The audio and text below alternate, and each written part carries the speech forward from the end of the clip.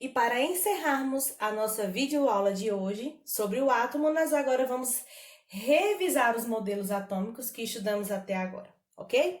Então, o primeiro modelo atômico que nós estudamos foi o modelo atômico de John Dalton. Ele disse que o átomo era uma esfera maciça, indivisível e indestrutível. Thomson disse que o átomo era uma esfera totalmente de carga positiva, em que incrustada nessa esfera haviam partículas menores chamadas de elétrons com carga negativa. Rutherford diz que o átomo é dividido em núcleo e eletrosfera. No núcleo estão as partículas de carga positiva, que são os prótons, e os elétrons ficam no espaço vazio ao redor do núcleo, chamado de eletrosfera. E por último, o modelo de Bohr, que diz que os elétrons giram em torno do núcleo. Veja aqui, ó, esse é o movimento que fazem, movimento circular, em camadas, em níveis de energia, né, bem definidos, e que no seu núcleo nós temos os prótons com carga positiva e os nêutrons de carga neutra, e que aqui está localizado a massa do átomo. Ok, professora, mas como calcular a massa de um átomo? Antes de sabermos como calcular a massa do átomo, nós precisamos ver alguns pontos importantes. O primeiro é que a massa do elétron, né, que está aqui, ó, na eletrosfera, é 1840 vezes menor que a massa do próton e a massa do nêutron. Por esse motivo, quando formos calcular a massa de um átomo, não precisaremos considerar os elétrons.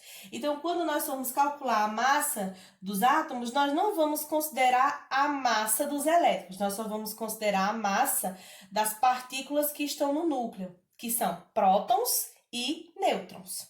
A massa do átomo está centralizada no núcleo, justamente nas partículas dos prótons e dos nêutrons. Outra coisa que nós precisamos saber é que número atômico, certo? Essa expressão é bem importante, número atômico, é o número que identifica os elementos químicos dispostos na tabela periódica e é determinado pelo número de prótons encontrados no núcleo de um átomo. O número atômico vai ser representado pela letra Z maiúsculo.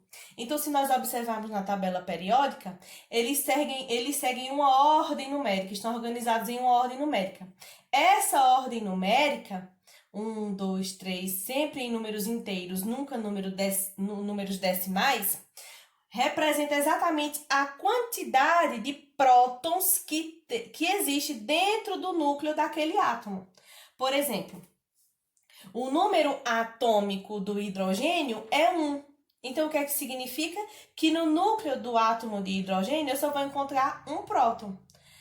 O elemento hélio tem número atômico 2. O que é que significa?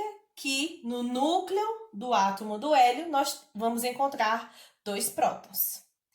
E como efetivamente calcular a massa de um átomo?